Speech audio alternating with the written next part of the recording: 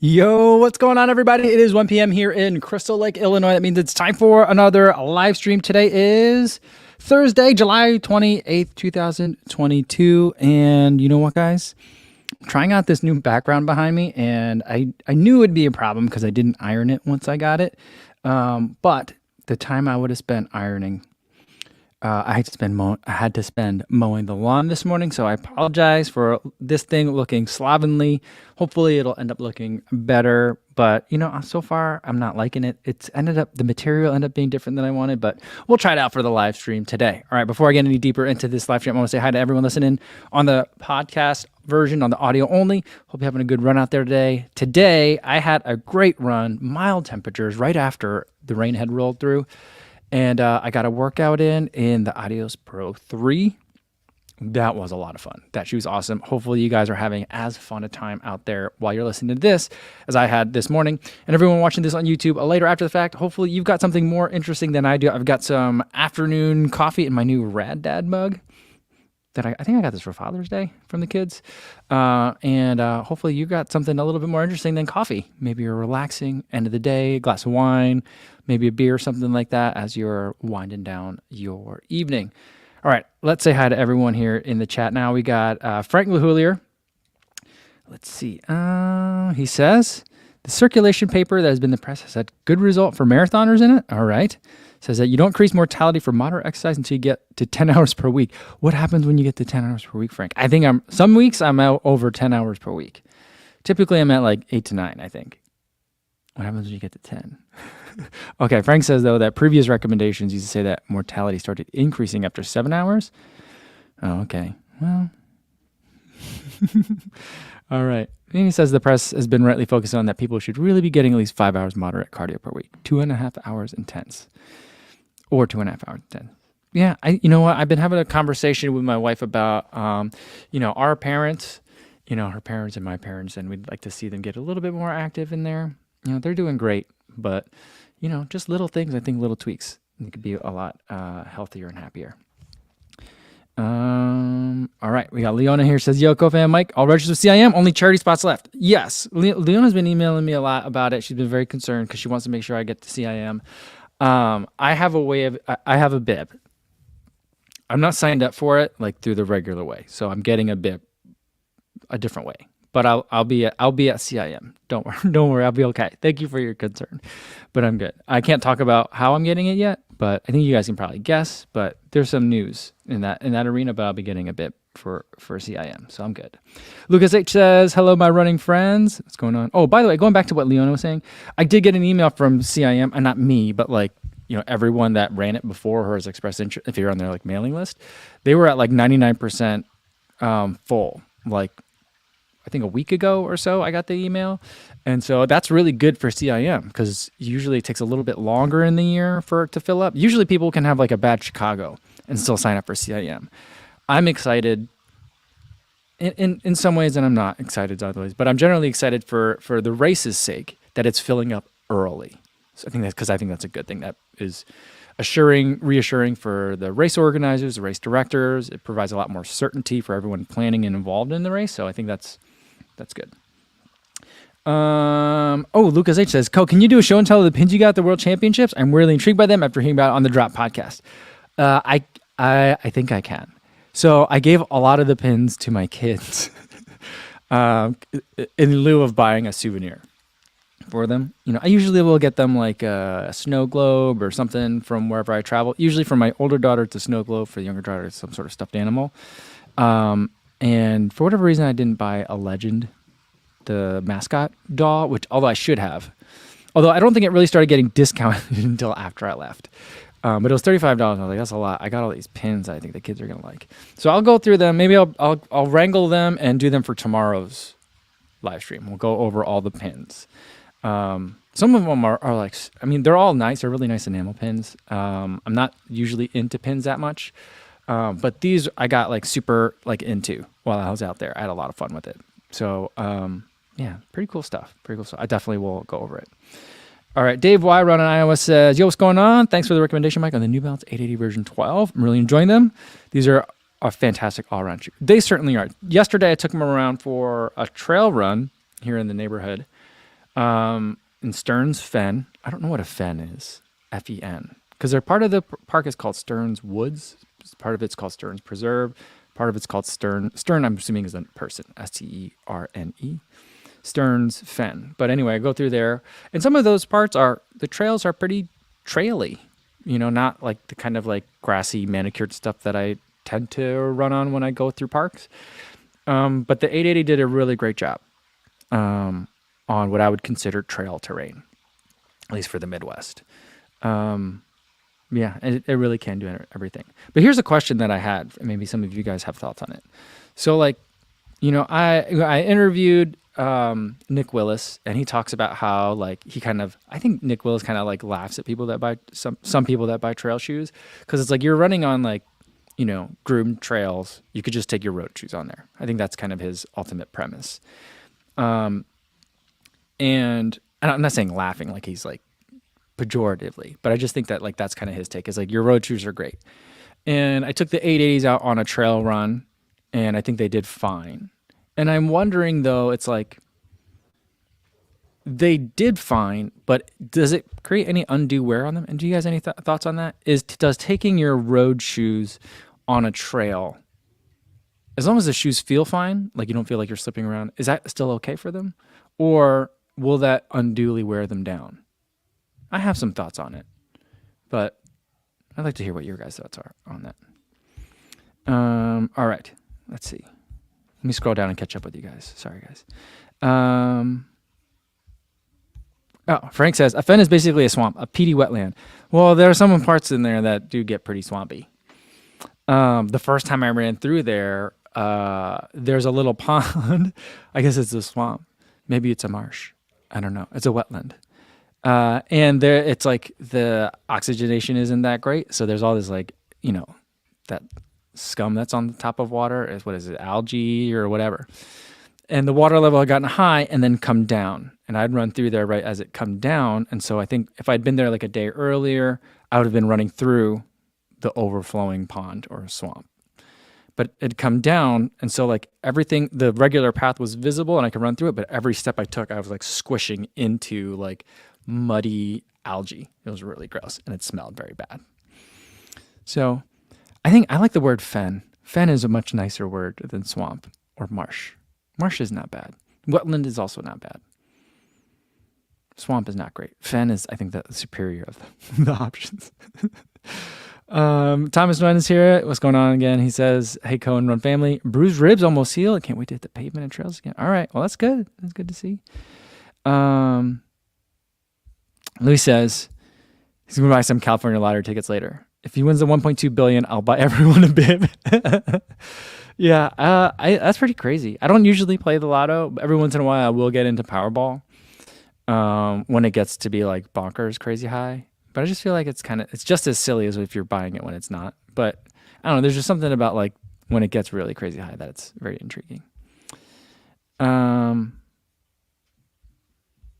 right. Dr. Josh is here. He says, what up, co-fam? Good to see you, Josh. Brendan's here as well. He says, yo, what's up? Hope you're all doing well. Smiley face emoji. And Brett says, oh, look at this. He says, the Alpha Flight airbag popped 18 days before warranty, so Nike sent me another voucher. A voucher for a new pair. Awesome. Sometimes you do get lucky. I suppose lucky would be if it didn't pop, but next best thing, I guess, is getting it covered under warranty. I've never had that happen. I think that's happened to Megan Murray. It's happened to you, Brett. I think it happened to Ben Parks in his Next percent, the Tempo Next. I think so. It's not that unusual, I guess. Run Tommy wants to know, why are all the Olympic and championships mascots so weird?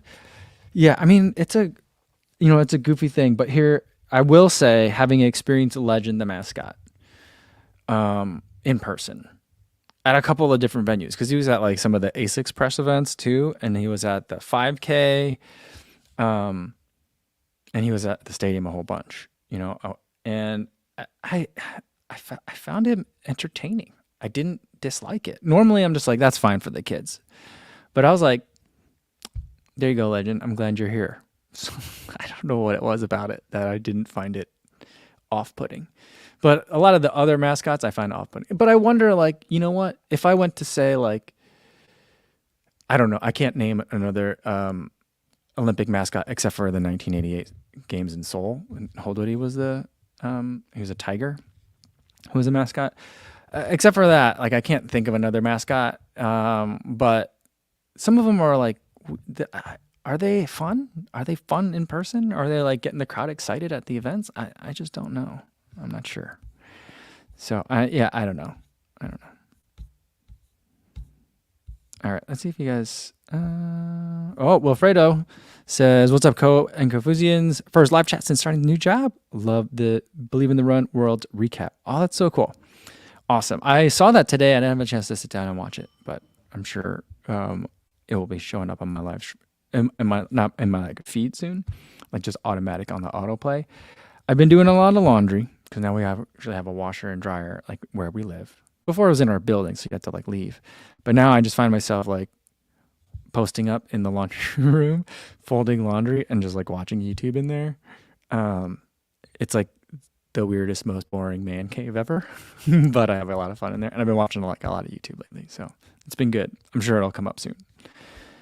Melvin, what's going on? Says, yo, what's going on, Mike? Long time no speak, with a wave emoji. He just got back from 2-week Cali vacay, signed up last minute for the San Francisco 10K, and a 43:56 PR on Sunday. Awesome. Yeah. And Melvin says, congrats on all your latest accomplishments and the move from Canada. Awesome. Not that I moved from Canada. He's the move, and then there's a Canada flag emoji at the end. Well, thanks, Melvin. That's awesome. Great job on the 10K PR. I mentioned it the other day, but like I do think that I would like to work on some shorter distances. A lot of it is that I'm very much inspired by the World Championships. A tiny part of that is the fact that Robbie beat me at the 100-meter dash, which is not a surprise to me, but I'm like, he's so close. I think I can get Robbie next time. But he's a great racer. I'm not a great racer. And another part of it is a lot of the YouTube that I'm watching has been, what is it? Oh, I'm drawing a blank on the name. But there's a YouTube channel. I'll let you guys know later if it comes back to me. Where she's been running a lot of 5Ks. And I'm like, I want to run some 5Ks. I want to run some 5,000 meters. Unfortunately, the Twilight series, I'm not going to be available to do the ones that are in Chicago, so that's a bummer.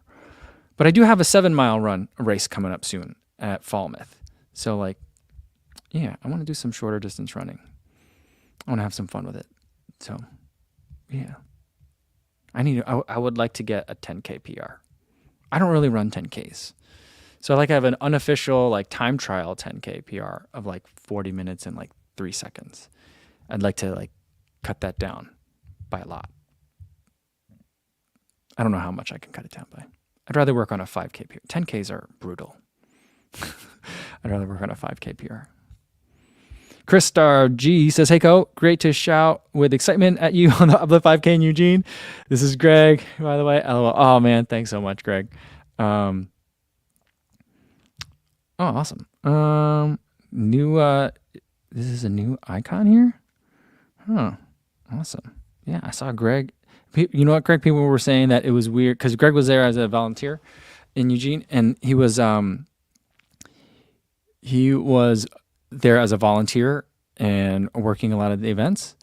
And he had ASICS provided all the volunteer uniforms and everything. So people were commenting when I posted that selfie of us that like it was weird to see you in an ASIC in an ASICS logo. And I was like, people wear all sorts of things. Shannon says St. Louis had massive floods, more rainfall in one night than in over 100 years. Train platforms were totally submerged. It's a fan here right now. Oh man, Shannon, I saw some of that. I didn't realize it was so much. I mean, when I lived in St. Louis, I mean, this was years ago at this point.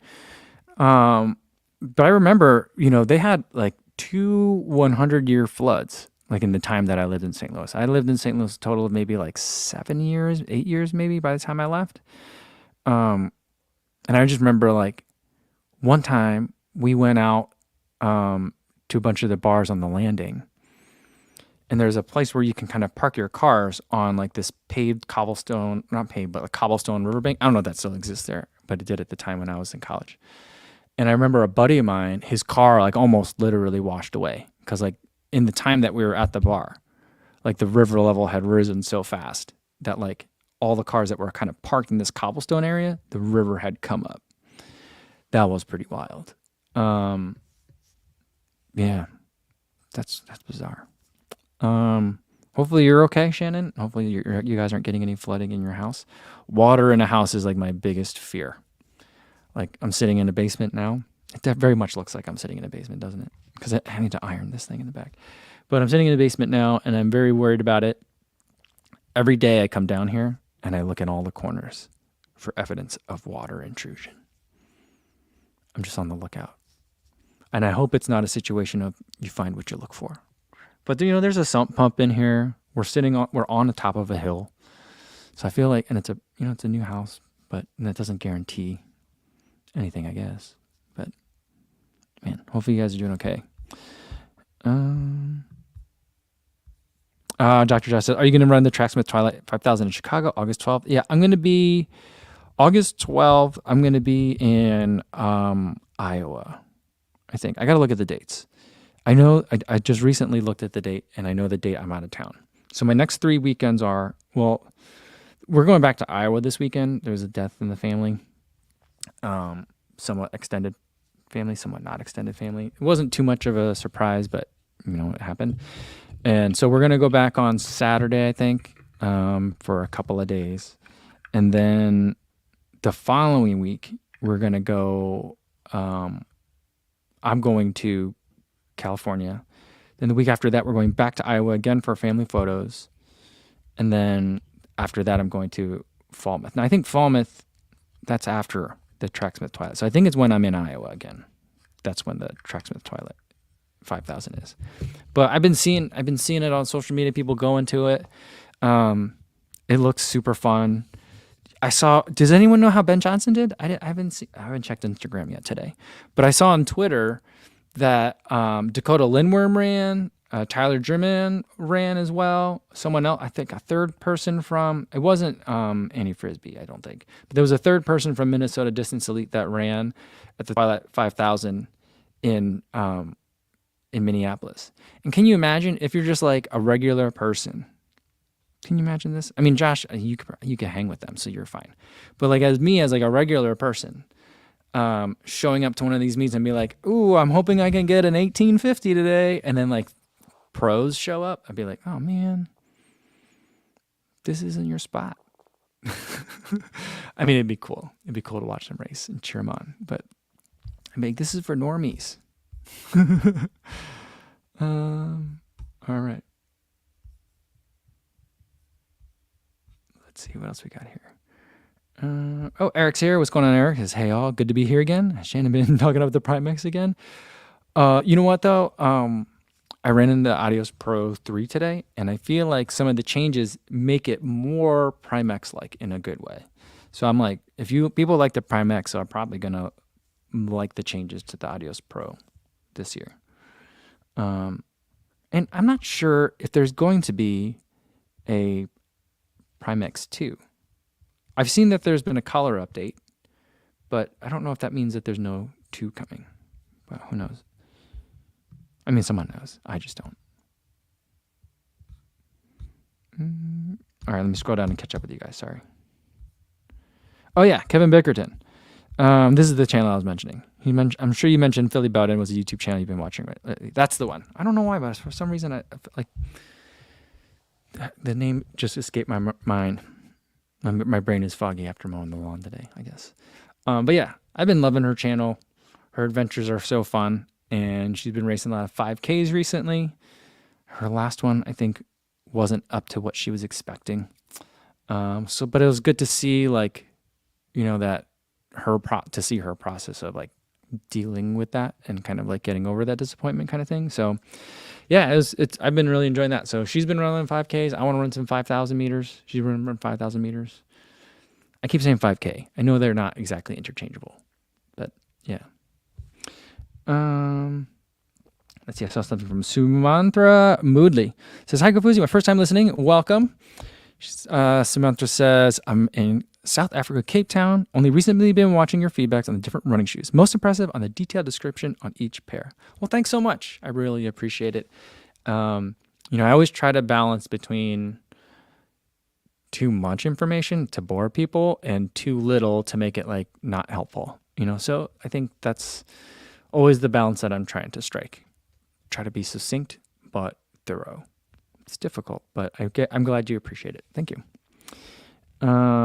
Sober Gummy says, never raced a 5K, but I'm racing the DC Twilight this weekend in the 1830 to 1930 heat. Ooh, see, I think that's probably where I would go and just hang on to the back as long as possible. I don't know. Because then if the next heat's in like 1930 to 2030, then I don't know if I'd want that. But then I could stay towards the front. Stay with the pacer. I think sometimes staying with the pacer is really nice because like when I ran with grandmas with Ben, because when you're like working hard and you look over and like the person next to you is like just chilling and hanging out and like not panicking like you are, it's really comforting. It's frustrating because you're like, how come you're not tired? But it also, I think it could help. So that's cool. Well, good luck to you. I'm jealous. Wish I could do one. Vincent says, hey, how do you feel about the Peg 39s? Any opinions yet? Everyone else is saying good things. We'd love your opinion. The Peg 39, I think it is much better than the Peg 38. I don't know if it's the second airbag or it having that much less React foam in it, or a combination of the two, but I feel like it's more livable for me. Last year's felt a little bit stiff and it never really loosened up. And I was like, this is not comfortable for me for daily training. I don't know. Like, I think that like, I tried to think, oh, maybe this is what the high schoolers like, the cross country kids like, who are running maybe 30 miles a week, and a lot of that much faster than what I run, not to say that 30 miles isn't a sufficient number, but like the mileage versus intensity scale is different, And so I thought maybe that's what it would be. I just never really got along with the 38. The 39, I'm like, all right, this still feels like the 38, but it's moving in a direction that I like it. I still think that we peaked at 36, but we'll see if we ever get back. I mean, I still would rather have a Vomero than a Pegasus at this point, but the Pegasus improved over last year for sure. Sumantra's comment coming in from from Cape Town reminded me that I didn't know that there was like an official process for inclusion, but I saw a tweet today from World Marathon Majors saying that Sydney is officially like in contention for the 7th World Marathon Major. And that was really exciting to me. And I'm like, I've been saying for a while, if there is another major, if they're going to add another one, it should be in the Southern Hemisphere. So that way it's like in the winter time for people in the Northern Hemisphere. So like that way, if you wanted to, you can run year round and train for World Marathon Majors year round. Because right now it's like there's a bunch of them in April, there's a bunch of them in the fall, and then there's like not a lot kind of like in between. And I feel like they should spread them out more and find places in the world where you can to make it convenient calendar-wise, but also to make it convenient travel-wise for those people that would otherwise have to, traverse halfway around the world to get to a marathon major. So I think that like Sydney for me makes a lot of sense, and Cape Town I think makes a lot of sense as well. I think it would be great if there were one in South America. I'm not sure where that would be, but I think that right now, I think with the establishment of running cultures. Although I mean, I feel like South America. Every time I run Chicago, there's always such strong South American contingents. So that's not necessarily true that there isn't like as much of a running culture. I don't know. But I'm excited. I don't know if Cape Town is like in that category of like officially in the consideration or what, but I'm excited that Sydney is, because I would love otherwise I suppose I could always go to Australia, but I don't know how else I would get there, realistically. Like, I'm not the kind of person that will plan a trip that far away. I'm like, oh, I could do that kind of stuff, somewhere much closer than the literal other side of the planet. but if there's a race there, maybe I can go. That's kind of what I'm thinking.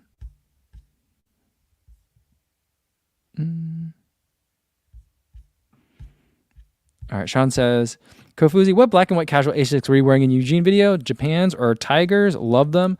I don't know if they were Japan's. Or are they called Japan's or Japan-S? I don't think that's what they were. I'll have to go look them up. I forget which ones I got. I don't think that they were Tigers. I don't know. I don't have them down here. But yeah, they're super comfortable, and I thought the black and white looked real sharp. There was like I don't know if they were. I think they were faux leather, but the texture was real nice, and they were actually.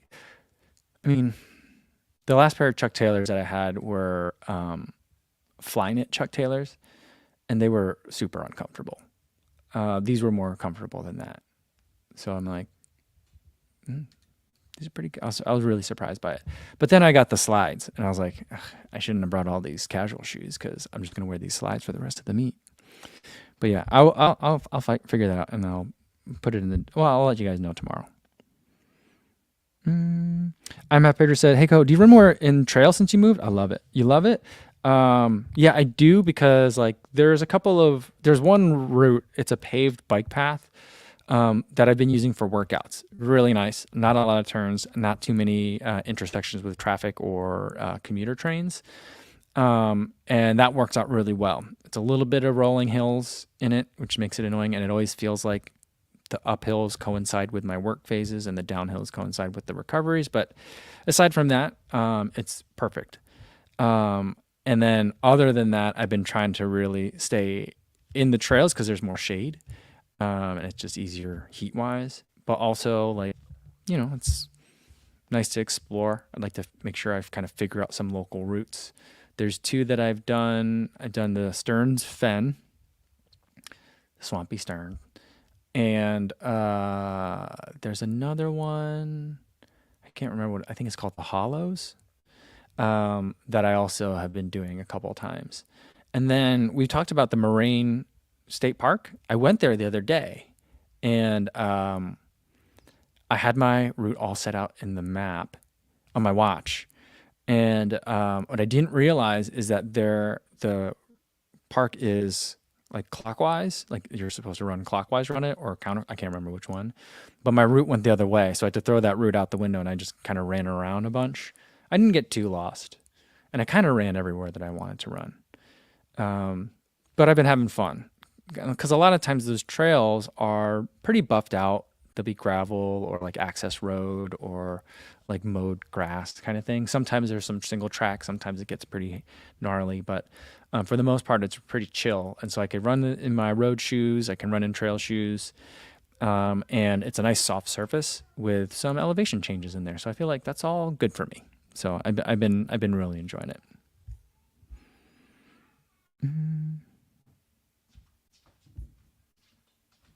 Oh, Shannon says, I thought 5K was 5,000 meters. Yeah, the reason why I distinguish it is because when you say like 5K means it could be plus or minus. So like a road course or a route around like a golf course kind of thing, like a cross country course, they say 5K. Plus or minus a few meters. It has to at least be 5,000 meters, but you say 5K. That usually signifies not on a track. When you say 5,000 meters, that means exactly 5,000 meters or 10,000 meters, and that means on a track. And so so I was talking about doing a 5K on a track, which would be a 5,000 meters and not necessarily a 5K. That's the only reason why I distinguished those two. All right, let me scroll down and catch up with you guys. Oh man, you guys, a lot of chat. Leona's watching the live stream at work. She's helping the boss clean up the office, and she's retiring. Oh, yeah, there you go. Travis McCullough says, I saw the Buffalo Bayou come up from a few reviews. Saying, oh, okay. You guys are talking about place to run in Houston. I saw that earlier. Sumantra says, Moodley says, Comrades Ultra Marathon 90K coming up in August. Training is hectic as it's dark and cold, rainy weather. This race was always June month, so training was much better, warmer weather. Oh, I didn't know that it had to move. What's funny is, so having listened to a couple of different podcast from 10 Junk Miles. Scotty Coomer is a huge Comrades fan. I think that's his favorite race. He's run it multiple times. And also listening to like interviews of Dom Scott, the South African who is out in Boulder running for Team Boss. My understanding is that like you could be a professional runner, but in South Africa people want to know, but have you run Comrades yet? And so I always thought that was really funny and very like weird quirk. It's kind of like, I think that like the American version of that is how long was your 5K, or how long was your marathon, or did you win your marathon kind of question, that you might get from like non-running people that are well-meaning and want to ask about how your running went. But I had a chance to meet another South African runner, Karina Vilkern, who's on Mammoth Track Club. And so like we're chatting, and her dad has run Comrades several times, and very well apparently. And so I'm like, and then I asked her if she's ever run it, and she goes, no, I haven't run Comrades yet. She's a miler, so like she wouldn't. I don't know that she wouldn't, but so I'm asking her about it. And I'm like, so then does that mean in your family there's only one real runner, your dad? And she's like, I suppose it does. But she laughed, and she thought I think she thought it was pretty funny. Hopefully I didn't insult her. But I think it's funny that like it seems like it's a joke, but it feels, every South African runner that I've met is like, oh no, for real. Like no one thinks that you're a real runner. Doesn't matter. You could be a pro marathoner, you could be a pro miler. Doesn't matter. But all they care about is, have you run Comrades? Which I think is just absolutely bizarre and bonkers, because it's such an arduous race. To use that as the barometer of like, have you even run before? Like, it's just amazing. All right. Johnny Louis says, hey everyone, with a wave, long-time listener, first-time commenter. I usually listen while I warm up and cool down, but today I'm writing a paper at work so I can type. Nice. In the UK, we have parkrun 5Ks every weekend. Yeah, I think there's some parkrun in the US. I think there's some even in Illinois. And there's a lot of local 5Ks. But for some reason, I always want, like, well, on a Saturday, I want to get in my long run or something like that. So I never really do that, but maybe I should check. I know that there's a couple of local races coming up in this area. Maybe I need to have my Crystal Lake debut. And just find some local 5K races to run in. I think that's going to be like, I think I'd like to do a couple of workouts to just like, maybe I'll try to find a track, do a little bit of track work to get ready. But I think a big part of racing 5Ks well is to run 5Ks. That's the one thing I love about parkrun. Not that I've done it, but that's what I love about the concept of it.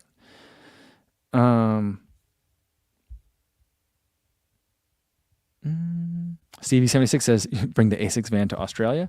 I don't know. If there's another World Marathon Major, there's going to be, I imagine, a lot of competition from the sponsors to be the title footwear sponsor. And then, I don't know, if A6 gets it, then I have a better chance of being able to go. And maybe there'll be a van. Oh, can you imagine if there was that? If there was like a van tour across the Outback? I think that could be deadly.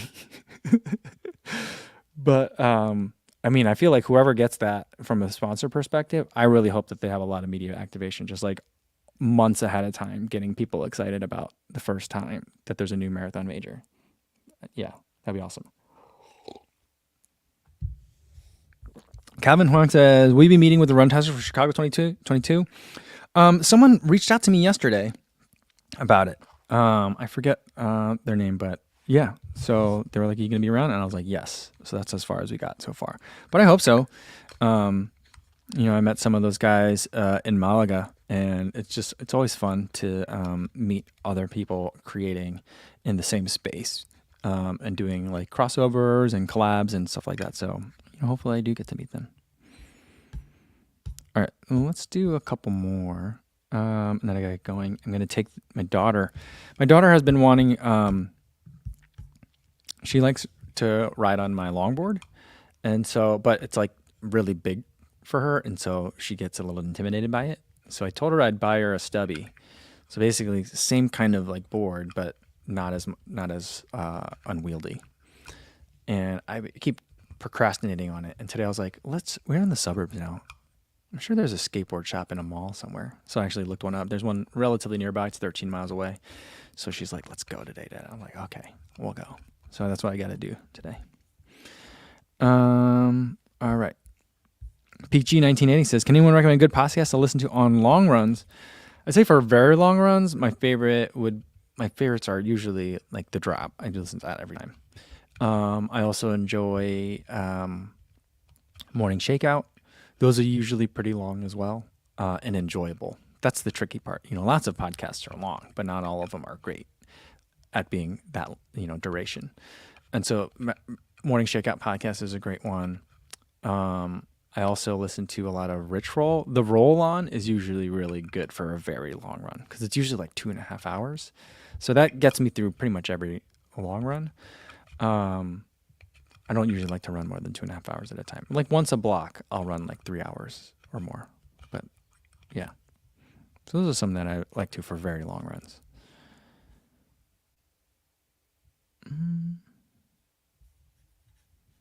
Spence Ohm says, yo, what's going on? Joining from the treadmill today. Awesome. Really cool. Hope you're having a good run.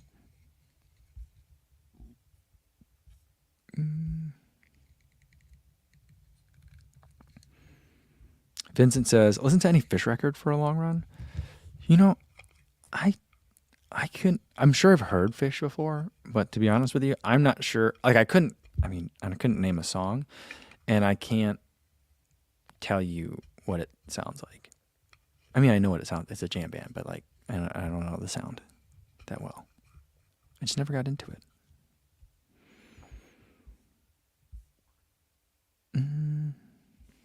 Lee Wilson, what's going on? Lee says, will you be having a non-official, non-elite 3-hour pace group for Chicago? No, I gotta talk to my running buddy about it, but I'm going to be pacing him. So the non-official, non-elite pace group will probably be 3 hours 20. I don't know. I don't plan on preparing for a 3-hour marathon for Chicago because my marathon schedules be crazy. I'm running Chicago in October, New York in November, and then CIM in December. So like that's a lot of marathons. So I think I could pick one to run fast. And I think Chicago, I'm trying to do a lot of other events. And like host a lot of events for that week. So, I just think that's not conducive to trying to run fast. And so I think I'm going to just chill a little bit speed wise and try to help some other people, reach some goals. So that's kind of like the plan right now. I mean, for our age group, he would need to get up to 310, which I don't think is impossible for him, but I think that he wants to be a bit conservative. He ran a good trail marathon earlier this year, and then which was a good like confidence booster. And then before that, he had a couple of like awkward training blocks that didn't go well. Life gets busy, and then the races went not well also. So he really wanted to have like some, I think he needs a couple more like confidence builders. But at the same time, it's like, he commutes a bunch. He's on the bike a lot. I think he's ready for a breakthrough. So we'll see where he's at. All right. Oh, and it says Trail Runner Nation podcasts have lots of good information in their weekly podcasts. I would agree with that. I do listen. Not always, but sometimes.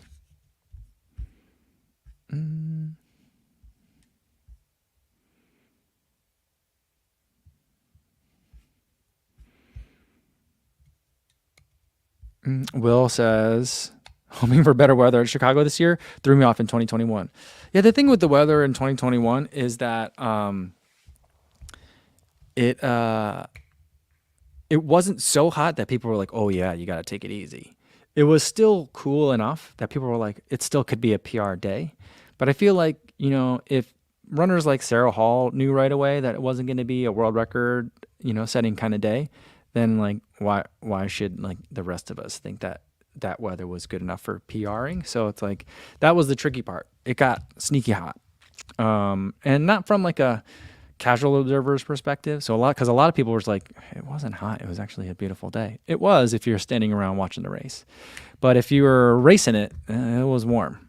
It was warm. It was sneaky warm. And so I do hope that we're overdue for a very cold year. It's been a while. I think like 2018 or 2019 that was really cold? I think it was 2019. Oh, I feel like it's been hot the last couple of years. So I think we could go for a cold year.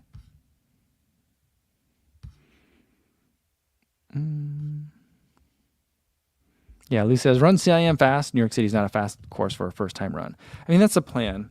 The tricky part is that CIM always comes like the same week as the running event. So I'll be on my feet all week in Texas going to that convention. And then I'll be flying basically, last year I flew from Texas to Sacramento. So I'll be doing the same thing again. Yeah, I don't anticipate myself being less busy at TRE this year. And so like it's going to be, it'll be a challenge to try to balance that. So I don't know if CIM will be a PR attempt, but it'll be the one that I kind of like train for. So that's currently the plan. All right. I think that's going to be a good place to leave it for today, everybody. Thanks so much for tuning in. Tomorrow we'll have the video on first impressions on the Adios Pro 3. Spoiler, it's really, really good. Better than the 2. Details about it. Hopefully it'll come out tomorrow. If not, the next time that I'll see you will be in the live stream for tomorrow. Tomorrow's Friday, right? Yeah. So we'll make it to the end of the week, and that'll be the last time I see you guys this week. But until I do see you guys again, be safe out there, everybody. Thanks.